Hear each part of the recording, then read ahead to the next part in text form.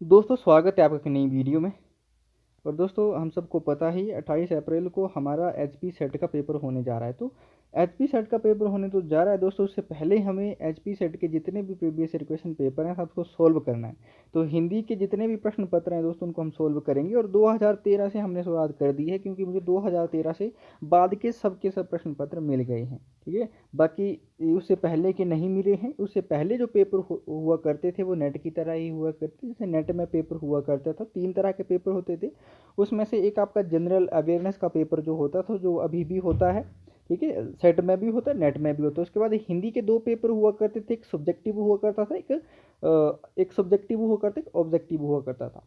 ठीक है, तो 2 तरह के पेपर हुआ करते थे 2013 से पहले। सेट में भी हुआ करता था, एचबी सेट में भी। ठीक है, एचबी सेट का जो पेपर प्रश्न पत्र होता है, उसका जो सिलेबस है वो बिल्कुल नेट के फॉर्मेट की तरह ही होता है। जिस तरह से सिलेबस नेट का है उसी तरह से एचपी सेट का भी वही सिलेबस है। तो 2013 में दोस्तों 3 प्रश्न हुआ करते थे, 3 प्रश्न पत्र हुआ करते थे। और उसमें से 50 क्वेश्चन जो होते थे वो जनरल अवेयरनेस के होते थे। ठीक है, और उसके बाद 50 प्रश्न सब्जेक्ट के होते थे और ये ऑब्जेक्टिव ही हुआ करते थे। ठीक है, और फिर उसके बाद 75 प्रश्न आपको अलग से ये इसी पेपर के जैसे हिंदी का है, हिस्ट्री का है, जो भी है।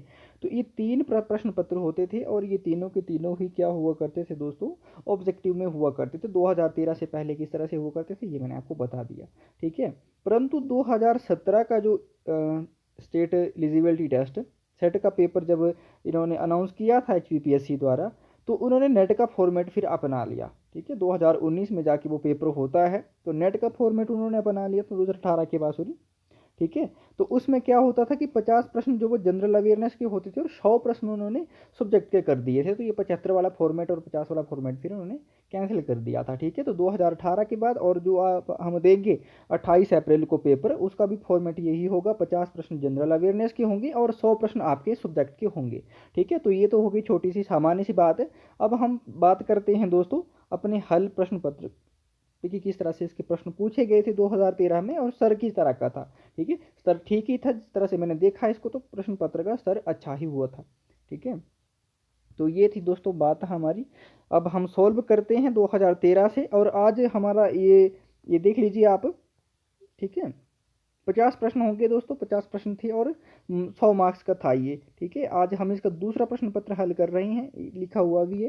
ठीक है, हिंदी प्रश्न पत्र 2। उसके बाद प्रश्न पत्र 3 होगा, जिसमें कितने प्रश्न होंगे दोस्तों, 75 प्रश्न होंगे। जैसे यहाँ पे 50 प्रश्न है, उसमें से 75 प्रश्न होंगे बहुविकल्प के प्रश्न होंगे ये। ठीक है, तो ये उस तरह से पत्र हुआ करते थे, परंतु सॉल्व करना हमें चाहिए। Previous year question paper solve जब करेंगे तो हमें चीज़ों का पता चलता है किस तरह से प्रश्न बने हैं। और ये जो संस्थाएं होती है जैसे एचपीपीएससी है, एचपीएससी होगी दोस्तों, यूपीपीएससी होती है, बीपीएससी, ये सारी जितनी भी संस्थाएं हैं। ठीक है, ये जो पेपर कंडक्ट करवाती है दोस्तों, इनका जो पेपरों का स्तर होता है, ठीक है, और इनका जो एक फॉर्मेट होता है अपना, इसको ये बरकरार भी रखती है। इनके ये फॉर्मेट इर्द गिर्द ही प्रश्न पत्र इनके घूमता है, इनके फॉर्मेट के इर्द गिर्द। तो आप देख लीजिएगा। ठीक है, किस तरह से प्रश्न है। हो सकता है कि ये भी चेंज हो जाए, ऐसा कुछ हम कह नहीं सकते हैं, परंतु फिर भी हमें previous year question paper solve करने चाहिए। ठीक है, तो 2013 का ये प्रश्न पत्र है हिंदी का। और 2013 का भी प्रश्न पत्र होने के साथ दूसरा प्रश्न है पत्र है, और 50 प्रश्न हम करेंगे। और इसके बाद इसके 75 प्रश्न होंगे वो करेंगे। फिर उसके बाद 2014 का देखेंगे। अभी मैं बता देता हूँ आपको, 2013 का, 14 का, 15 का, 17 का और 18 का ये प्रश्न पत्र मेरे पास उपलब्ध हैं। ठीक है, तो इनको हम हल करते हैं। तो चलिए पहले प्रश्न से शुरुआत करते हैं दोस्तों। अपभ्रंश के प्रथम महाकवि कौन थे। ठीक है, इस तरह के प्रश्न बन जाते हैं। ठीक है, अब अपभ्रंश के प्रथम महाकवि की यहाँ पे बात की जा रही है।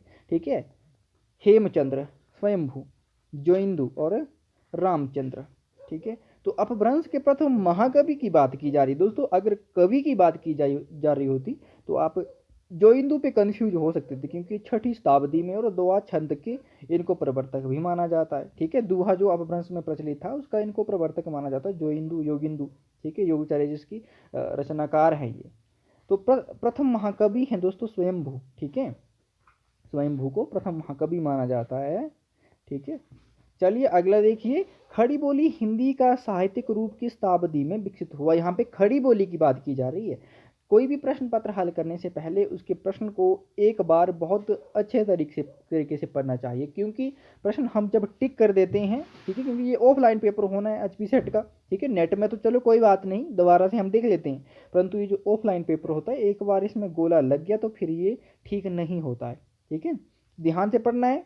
कौन से बोली की बात की जा रही है? खड़ी बोली की, ठीक है। तो कौन सी शताब्दी में होता है? 18वीं शताब्दी, 17वीं, 19वीं या 16वीं शताब्दी, ठीक है। तो खड़ी बोली का जो साहित्यिक रूप विकसित होता है वो 19वीं शताब्दी में होता है दोस्तों, ये हमें पता होना चाहिए।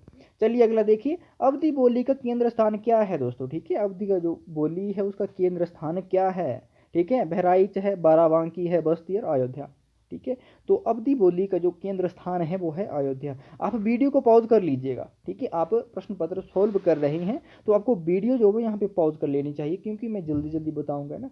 तो वीडियो को पॉज कर लीजिए, और मैं वैसे व्याख्या तो कर ही रहा हूँ साथ साथ, परंतु आपको वीडियो पॉज कर लेनी चाहिए, तभी क्या होगा कि आप प्रश्न पत्र का जो सही आंसर अपने मन से बता पाएंगे। अगला देखिए, राजभाषा अधिनियम कब पारित किया गया था दोस्तों, ठीक है। राजभाषा अधिनियम कब पारित किया गया? विकल्प है आपके 1962, 1963, 1961 या 1964 में, ठीक है। तो राजभाषा अधिनियम जो ये पारित किया गया था 1963 ईस्वी में किया गया था। बी विकल्प सही हो जाएगा यहाँ पे। चलिए अगला देखिए, दक्षिण भारत हिंदी प्रचार सभा के संस्थापक कौन थे दोस्तों, ठीक है। दक्षिण भारत हिंदी प्रचार सभा के संस्थापक कौन थे? राजेंद्र प्रसाद, महात्मा गांधी, चक्रवर्ती गोपालचारी और पट्टाभी सीतारमैया, ठीक है। ये चार आपके विकल्प हैं, तो आपका विकल्प यहाँ पे दूसरा सही हो जाएगा, महात्मा गांधी जी, ठीक है। और ये जो संस्था है ये कहाँ पे स्थित है दोस्तों? ये आपकी चेन्नई में स्थित है, ठीक है। चेन्नई में ये स्थित है दोस्तों, ठीक है, मद्रास चेन्नई में। प्रश्न यहाँ से इस तरह से भी बन जाता है कि दक्षिण भारत हिंदी प्रचार सभा का मुख्यालय कहाँ पे है, ठीक है। इस तरह से प्रश्न बन जाते हैं, तो इसका ध्यान रखना है आपको। अगला देखिए, हिंदी साहित्य की भूमिका ग्रंथ के लेखक कौन है? हिंदी साहित्य की भूमिका डॉक्टर रामकुमार वर्मा, लक्ष्मी सागर वार्ष्णेय, आचार्य रामचंद्र शुक्ल, हजारी प्रसाद द्विवेदी, ठीक है। तो हिंदी साहित्य की जो भूमिका है इस ग्रंथ के लेखक हैं आचार्य हजारी प्रसाद द्विवेदी। डी विकल्प सही हो जाएगा आपका। चलिए अगला देखिए, हिंदी साहित्य के इतिहास लेखन से पूर्व किस ग्रंथ में, ठीक है, किस प्रसिद्ध ग्रंथ में हिंदी के विभिन्न कवियों के जीवन वृत्त एवं कृतित्व का परिचय मिलता है? ठीक है, भक्तनामावली है आपका विकल्प, ठीक है। उसके बाद क्या है? श्रृंगार संग्रह है, 84 वैष्णवन की वार्ता है, गुरु ग्रंथ साहिब है, ठीक है। तो दोस्तों हिंदी साहित्य के इतिहास लेखन की जो परंपरा शुरू होती है वो गारसादा दासी से हम मानते हैं, परंतु उनसे पहले भी हमें कुछ एक ग्रंथ मिल जाते हैं, ठीक है, परंतु उनको हम साहित्य इतिहास ग्रंथ नहीं कह सकते हैं। साहित्य इतिहास ग्रंथ के लिए जो मापदंड निर्धारित किए गए हैं वो इन ग्रंथों में उपलब्ध नहीं होते हैं। इनमें सिर्फ कवि का जो परिचय मात्र मिलता है, वो भी सामान्य सा, और उनका कृतित्व हमें थोड़ा सा देखने को मिल जाता है।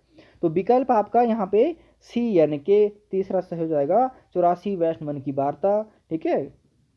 गोस्वामी गोकुलनाथ की ये रचना है दोस्तों। 84 वैष्णवन की वार्ता में बल्लभाचार्य के 84 शिष्यों का वर्णन था, और 252 वैष्णवन की वार्ता में विठलनाथ के 252 शिष्यों का वर्णन मिलता है, और उनका कृतित्व भी है इसमें, ठीक है।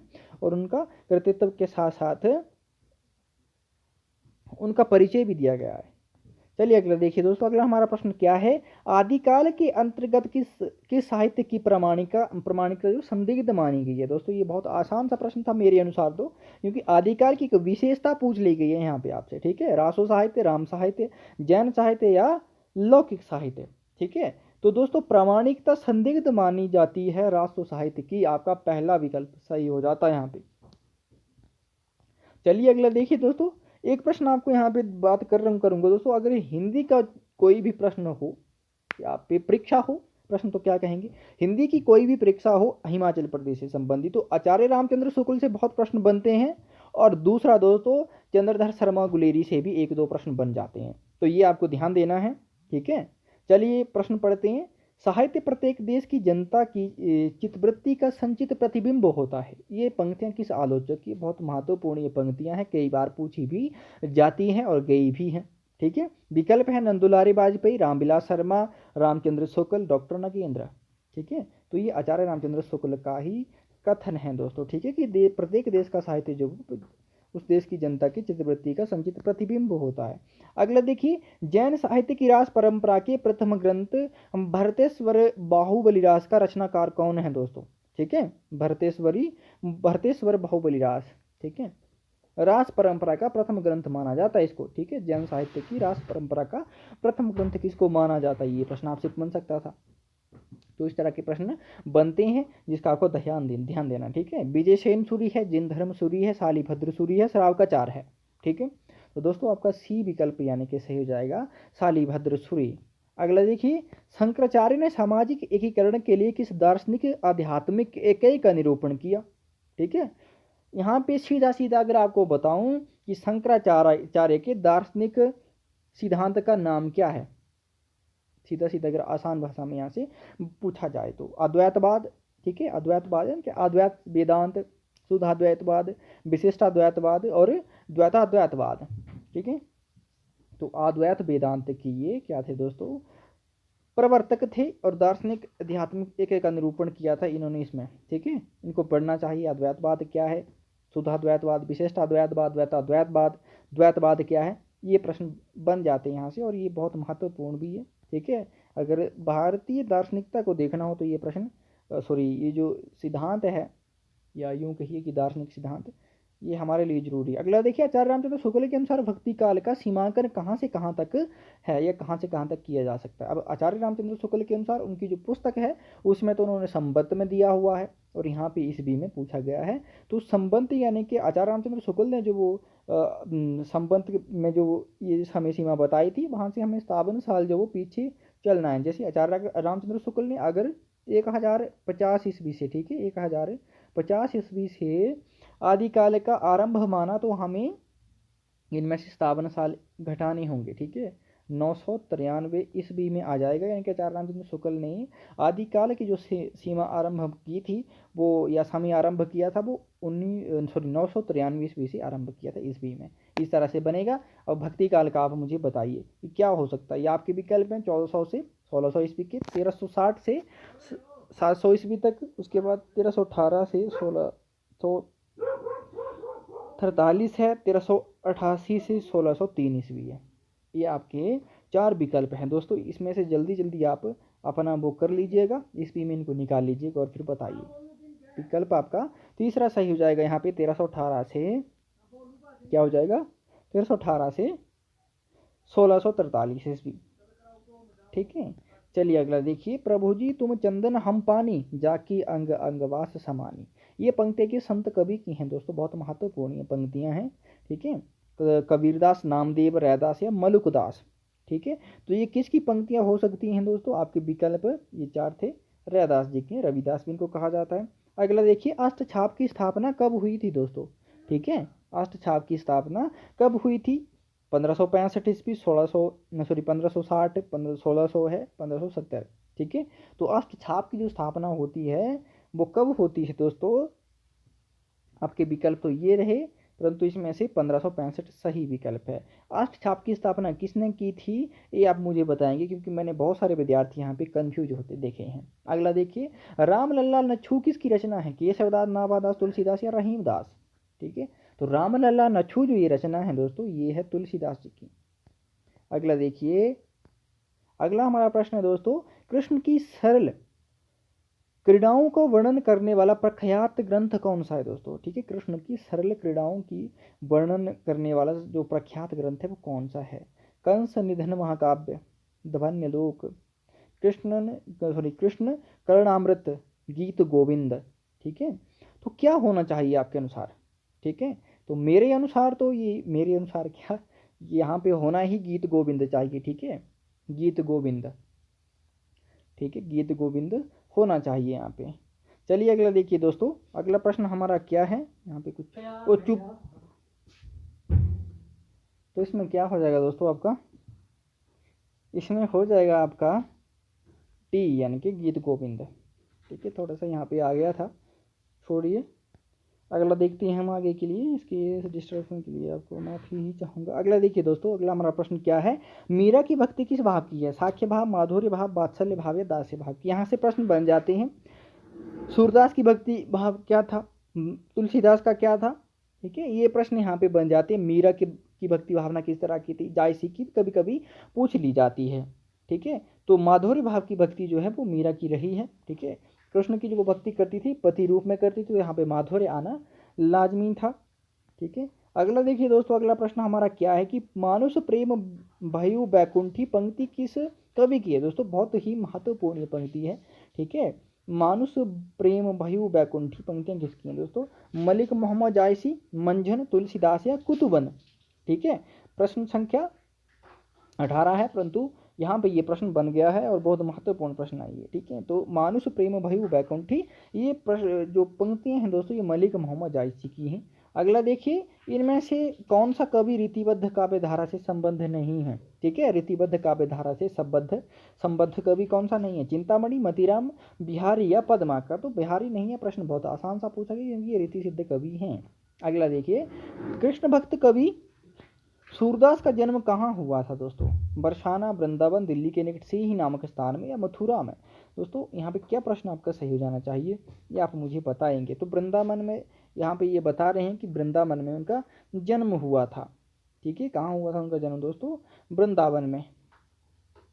अब कई जो विद्वान हैं वो वृंदावन मानते हैं। ठीक है, दिल्ली के निकट सीही नामक स्थान। ठीक है, तो वृंदावन यहाँ पे बी विकल्प आपका सही हो जाना चाहिए। चलिए अगला देखिए, अगला प्रश्न क्या है दोस्तों, ऋतु वर्णन के लिए विशेषता रीतिकाल का कौन सा कवि प्रसिद्ध है, सेनापति, बिहारी देव या पद्माकर। ठीक है, ऋतु वर्णन की यहाँ पे बात की जा रही है।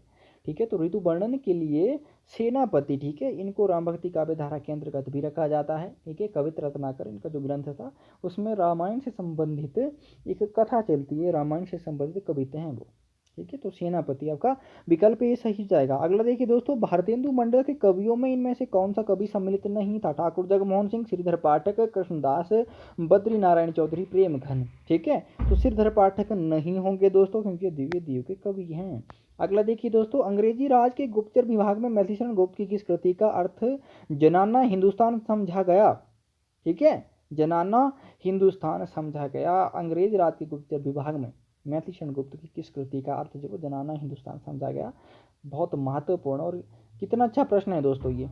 ठीक है, तो यहाँ पे आपका दोस्तों विकल्प बी सही हो जाएगा, भारत भारती। और यहाँ पे भारत भारती के संबंध में कुछ बातें बताऊंगा कि इसको दोस्तों, जो भारत भारती रचना है मैथिलीशरण गुप्त की, इनकी प्रसिद्धि का आधार था ये। ठीक है, भारत भारती के कारण ही मैथिलीशरण गुप्त जी को प्रसिद्धि मिली, उन्हें इस रचना के आधार पर ही राष्ट्र कवि की उपाधि दी गई। और ये जो रचना है दोस्तों अंग्रेज सरकार द्वारा जब्त भी कर ली गई थी। ठीक है, तो यहाँ पे भारत और भारती, ठीक है, भारती यहाँ पे स्त्रीलिंग शब्द है, जिस कारण इन्होंने जो अंग्रेज थे, ठीक है, अंग्रेजों के गुप्तचर विभाग ने जनाना हिंदुस्तान, इनके स्त्री हिंदुस्तान समझ लिया था कि भारत भारती क्या है इसमें। ठीक है, परंतु जब उन्होंने पढ़ा सही से तो उनको लगा कि इसमें तो राष्ट्रीय स्वाधीनता से संबंधित, ठीक है, राष्ट्रीय स्वाधीनता से संबंधित वर्णन इसमें मिलता है भारत भारती में। ठीक है, भारत के अतीत का वर्णन मिलता है, अतीत के माध्यम से जो है वो वर्तमान को जगाने की कोशिश करते हैं मैथिलीशरण गुप्त जी। चलिए अगला देखिए, मनुष्यों की मुक्ति की तरह कविता की भी मुक्ति होती है, कथन किसका है दोस्तों, सुमित्रानंद पंत, निराला, माखनलाल चतुर्वेदी या रामचंद्र शुक्ल। ठीक है, तो मनुष्यों की मुक्ति की तरह कविता की भी मुक्ति होती है, निराला जी के एक कथन है दोस्तों। ठीक है, और ये परिमल की भूमिका में उन्होंने लिखा था। ठीक है, परिमल उनका काव्य संग्रह था, 1929 इसका प्रकाशन है। ठीक है, ये उसकी भूमिका में लिखा था। और निराला जी को मुक्त छंद का प्रवर्तक माना जाता है। ठीक है, ये प्रश्न बन जाते हैं कभी कभी। छायावाद के उपादानों को लेकर किस कवि ने श्री शारदा पत्रिका में लेखमाला लिखी, मुकुटधर पांडे, महादेवी वर्मा, जयशंकर प्रसाद और निराला जी। ठीक है, तो छायावाद के उपादानों को लेकर किस कवि ने लिखी थी दोस्तों, मुकुटधर पांडे ने श्री शारदा पत्रिका में 1920 में लेखमाला निकाली थी। और छायावाद शब्द के ये प्रथम प्रयोक्ता माने जाते हैं मुकुटधर पांडे। ठीक है, उसके बाद सरस्वती पत्रिका में एक अन्य विद्वान हुए हैं सुशील कुमार। ठीक है, उन्होंने भी लेखमाला निकाली थी, परंतु उन्होंने जो लिखा था वो थी आपकी सरस्वती पत्रिका, परंतु उनमें वो सिर्फ सुशील कुमार ही नहीं लिख रहे थे, अन्य विद्वान भी लिख रहे थे, उनमें से सुमित्रानंद पंत भी थे। ठीक है, तो दूसरे प्रयोक्ता कौन हो गए, छायावाद के सुशील कुमार। अगला देखिए दोस्तों, कवि कुछ ऐसी तान सुनाओ जिसे उथल पुथल मच जाए, एक हिलोर इधर से आए, एक हिलोर उधर से आए, त्राही त्राही मच जाए, है ना। इस तरह की ये पंक्तियां हैं। इन पंक्तियों के रचयिता का नाम क्या है? बालकृष्ण शर्मा नवीन, श्याम नारायण पांडे, निराला या सुमित्र नंदन पंत। ठीक है, तो बालकृष्ण शर्मा नवीन जी की ये पंक्तियां हैं दोस्तों। अगला देखिए दोस्तों, भवानी प्रसाद मिश्र की रचनाएं अगे द्वारा संपादित किस सप्तक में संकलित हैं? ठीक है, दूसरा सप्तक, तार सप्तक, तीसरा सप्तक या चौथा सप्तक?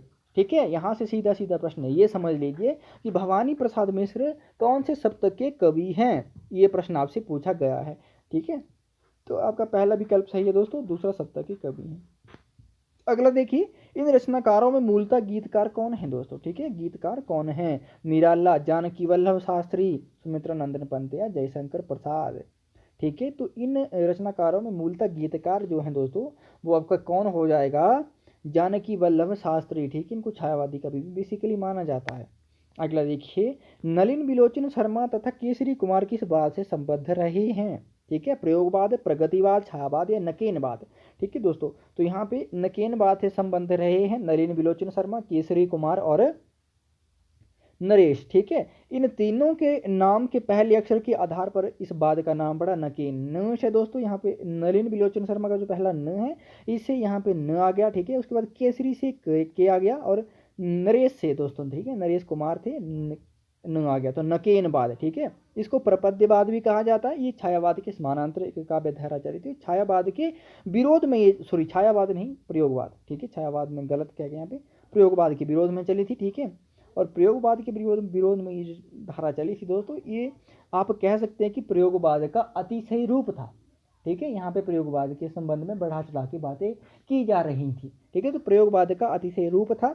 यहाँ पे देखिए दोस्तों, प्रयोगवाद जो है वो प्रयोग को क्या मानता है? साधन मानता है, परंतु नकेनवाद या प्रपद्यवाद प्रयोग को साध्य मानता था। ये प्रश्न बन जाता है, तो इसका ध्यान रखना आपको। चलिए अगला देखिए, शिवमंगल सिंह सुमन किस युग के कवि हैं दोस्तों? प्रयोगवाद, प्रगतिवाद, द्विवेदी काल या छायावाद? ठीक है, तो शिवमंगल सिंह सुमन जो ये कवि रहे हैं दोस्तों, ये प्रगतिवादी कवि रहे हैं। ठीक है, दूसरा विकल्प सही हो जाता है आपका। अगला देखिए, रूपा पत्रिका के संपादक कौन था दोस्तों? जयशंकर प्रसाद, प्रेमचंद मुकुटधर पांडे या सुमित्रा नंदन पंत? ठीक है, तो दोस्तों रूपा पत्रिका जो को संपादन किया था, वो किया था सुमित्रा नंदन पंत जी ने। ठीक है, और 1938 इसका प्रकाशन वर्ष है रूपाभ पत्रिका का।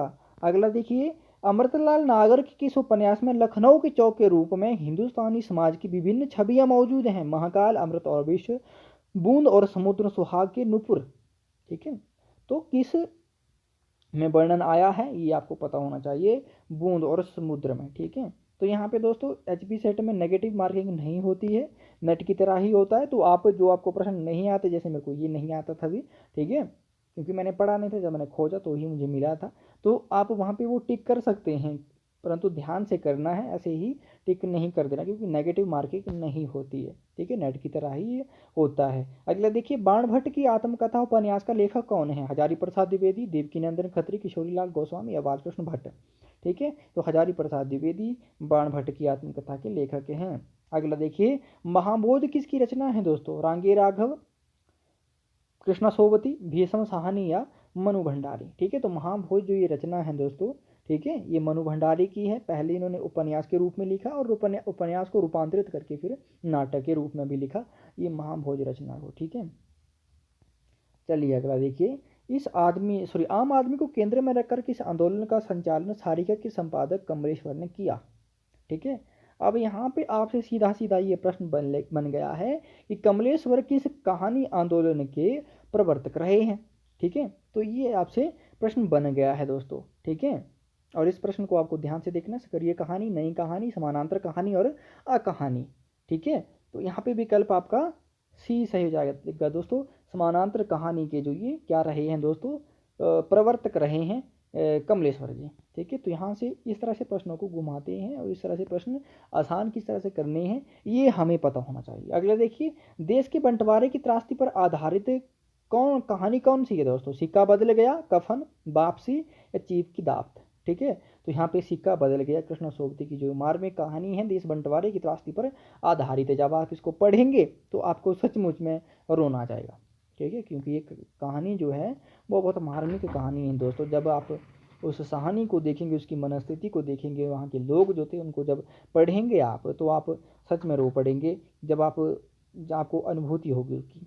आधुनिक हिंदी एकांकी नाटकों का जनक किसे कहा जाता है दोस्तों? जगदीश चंद्र माथुर को, रामकुमार वर्मा को, उदय शंकर भट्ट को, या सेठ गोविंद दास को? ठीक है, आधुनिक हिंदी एकांकी का जो एकांकी का जनक जो है वो किसे माना जाता है दोस्तों?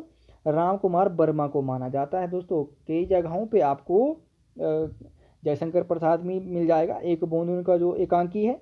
कई विद्वान उसको मानते हैं, कई विद्वान को बादल की मृत्यु, ठीक है, जो राम कुमार वर्मा की एकांकी है उसको मानते हैं, परंतु यहाँ पे राम कुमार वर्मा सही मायने में आधुनिक हिंदी एकांकी नाटकों के जनक हैं। ठीक है, बादल की मृत्यु उनकी पहली एकांकी थी। अगला देखिए, अंधेर नगरी किस प्रकार की कृति है दोस्तों? ये एकांकी है, रूपक है, प्रहसन है, एकालाप है? ठीक है, तो अंधेर नगरी दोस्तों ये प्रहसन है। क्या है दोस्तों? ये प्रहसन है, इसमें व्यंग्यात्मकता भी आपको देखने को मिलेगी।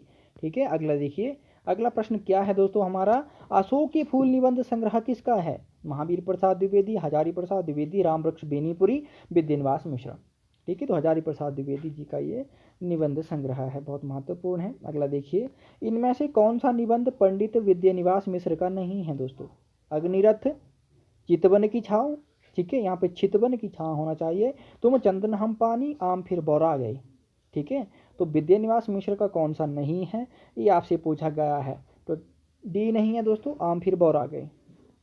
अगला देखिए, निम्नलिखित आलोचनात्मक कृतियों में रामविलास शर्मा की कृति कौन सी है? ठीक है, भाषा और समाज, भाषा और संवेदना, भाषा रहस्य, शब्द और स्मृति? ठीक है, तो ये प्रश्न आज से पूछा गया है, रामविलास शर्मा की इनमें से कौन सी कृति है ये आपको बताना था। ठीक है, तो यहाँ पे आपका विकल्प पहला से हो जाएगा भाषा और समाज। ठीक है, अगला देखिए दोस्तों, अगला हमारा प्रश्न क्या है? दूसरी परंपरा की खोज पुस्तक का लेखक कौन है? ठीक है, रामविलास शर्मा, हजारी प्रसाद द्विवेदी, निराला या नामवर सिंह? ठीक है, ये चार विकल्प आपके सामने हैं। ठीक है, दूसरी परंपरा की खोज प्रश्न बहुत महत्वपूर्ण है दोस्तों ये, तो इस प्रश्न का क्या उत्तर सही हो जाएगा? नामवर सिंह दोस्तों, दूसरी परंपरा की खोज। नामवर सिंह जो है दोस्तों हजारी प्रसाद द्विवेदी के शिष्य रहे हैं। ठीक है, तो हजारी प्रसाद द्विवेदी का आपको यहाँ पे गुणगान ही दूसरी परंपरा की खोज में मिलेगा। ठीक है, एक प्रश्न आपको देता हूँ दोस्तों, अगर आप इसको ध्यान से पढ़ रहे हैं, ठीक है, अभी तक अगर आप बने हुए हैं, तो एक प्रश्न मैं आपको देता हूँ कि तीसरी परंपरा की जो खोज है उस पुस्तक के लेखक कौन है? ठीक है, तीसरी परंपरा की खोज, उस आलोचनात्मक पुस्तक के लेखक कौन है, ये आपने मुझे बताना है कमेंट बॉक्स में। अगर आपको नहीं पता होगा तो आप मुझसे पूछ सकते हैं। अगला देखिए, हरिवंश राय बच्चन ने अपनी किस संस्मरणात्मक कृति में हिंदी साहित्य की सीमा और शक्ति का अंकन किया गया है? ठीक है, हरिवंश राय बच्चन जी की संस्मरणात्मक कृति है और उसमें हिंदी साहित्य की सीमा और शक्ति का अंकन किया गया है। नीलकंठवाण, फिर नए पुराने झरोखे, 10 बार से सोपान तक, क्या भूलूं के याद करूं? ठीक है, तो इसमें दोस्तों आपका बी विकल्प से हो जाएगा, नए पुराने झरोखे। ठीक है, इनकी संस्मरणात्मक कृति है ये। ठीक है, बाकी यहाँ पे दोस्तों इस प्रश्न को हम किस तरह से हल कर सकते थे? प्रश्न क्या बना है? संस्मरणात्मक कृति, तो इनका संस्मरणात्मक कृति या संस्मरण तो नए और पुराने झरोखे ये था। बाकी इनकी तीनों की तीनों क्या हैं? आत्मकथा के तीनों भाग हैं दोस्तों ये। ठीक है, 4 भाग हैं बेसिकली आत्मकथा के, तो 3 भाग तो ये आत्मकथा से थे। ठीक है, तो यहाँ पे हम प्रश्न अगर नहीं पता था किसी को तो हम इस तरह से कट कर सकते थे और ये संस्मरणात्मक कृति यहाँ पे पूछी थी, तो ये हमारा सही हो जाता है। यहाँ पे इस तरह से प्रश्नों को हल करना चाहिए। अगला देखिए, प्रेमचंद पर लिखी शिवरानी देवी की कृति कौन सी है दोस्तों? प्रेमचंद घर में, कलम का मजदूर, कलम का सिपाही? ठीक है, तो यहाँ से प्रश्न बन जाता है दोस्तों, ये यहाँ से बहुत बार प्रश्न बन जाता है कि प्रेमचंद घर में किसकी कृति है? तो शिवरानी देवी की है दोस्तों ये। इसमें 88 अध्याय हैं, अध्याय भी आप कह सकते हैं, शीर्षक भी आप इसको कह सकते हैं। 1944 इसका प्रकाशन है। ठीक है, उसके बाद कलम का मजदूर, मदन गोपाल की दोस्तों ये कृति मुंशी प्रेमचंद जी के जीवन पर लिखी है। और कलम का सिपाही अमृतलाल, जो कि प्रेमचंद जी के ही पुत्र थे। ठीक है, प्रेमचंद जी के सुपुत्र थे, उन्होंने लिखी थी और इस रचना के लिए 1963 में कलम का सिपाही के लिए अमृतलाल नागर को साहित्य अकादमी पुरस्कार भी मिला था।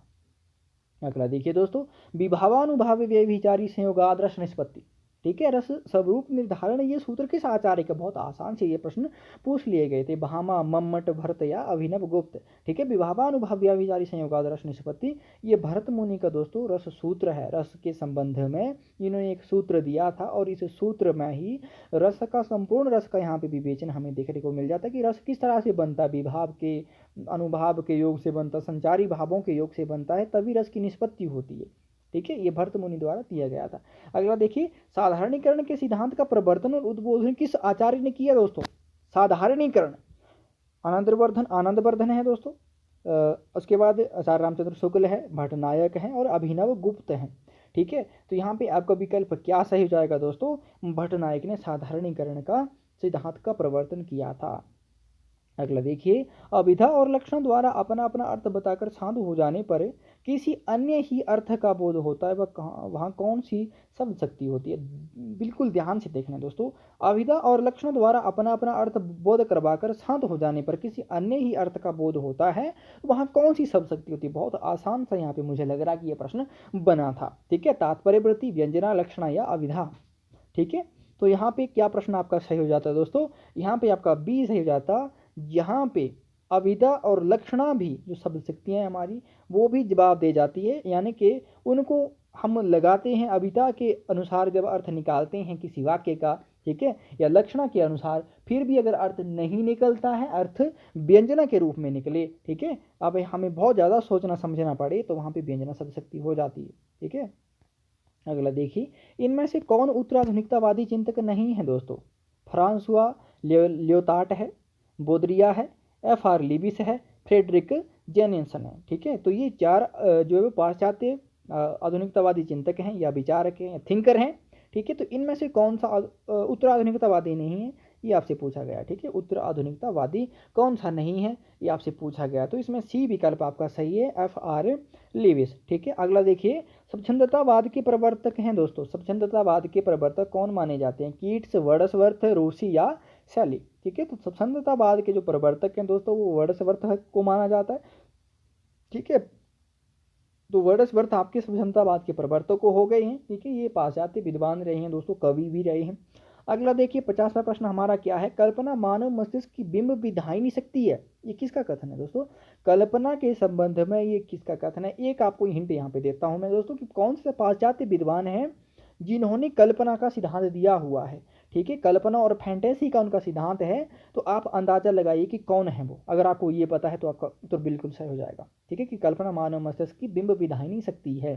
ठीक है, तो ये कल्पना और फैंटेसी का सिद्धांत देने वाले थे दोस्तों कॉलरिज। ठीक है, तो आपका विकल्प ए सही जाएगा। ये हमारे 50 प्रश्न यहाँ पे समाप्त होते हैं दोस्तों। अब अगले हम देखेंगे 75 प्रश्न 2013 का ही तीसरा प्रश्न पत्र, जो कि अगला पार्ट में होगा हमारे। ठीक है, ये प्रश्न आपने देख लिए, बीच में कुछ डिस्टर्बेंस भी आई थी, उसके लिए माफ़ी चाहूँगा। अगला हम देखेंगे दोस्तों 2013 का ही तीसरा प्रश्न पत्र। पहला प्रश्न पत्र जनरल अवेयरनेस का था, जो कि यहाँ पे अभी हल करवाना मुश्किल है। पहले मैं हिंदी का करवा लेता हूँ, उसके बाद फिर हम देखेंगे उसके संबंध में। ठीक है, तो दोस्तों तब तक के लिए आपका धन्यवाद। मिलते हैं अगले वीडियो में, और आप हल करिए, देखिए कि प्रश्नों का स्तर क्या है, और इनको प्रश्नों को देखिए दोस्तों। साधारणीकरण का सिद्धांत जो है वो क्या था, यहाँ पे भरत मुनि के रस सिद्धांत के संबंध में उन्होंने क्या कहा है, काव्य शास्त्र से प्रश्न बन जाते हैं। ठीक है, यहाँ पे बेसिकली बात की जाए तो किस आधार पर प्रश्न बने हैं दोस्तों? आपके हिंदी साहित्य के इतिहास से प्रश्न बने, और हिंदी साहित्य के इतिहास में भी आधुनिक काल से बहुत ज़्यादा प्रश्न बने हुए हैं। ठीक है, तो इसका ध्यान रखिए। तब तक के लिए आपका धन्यवाद दोस्तों।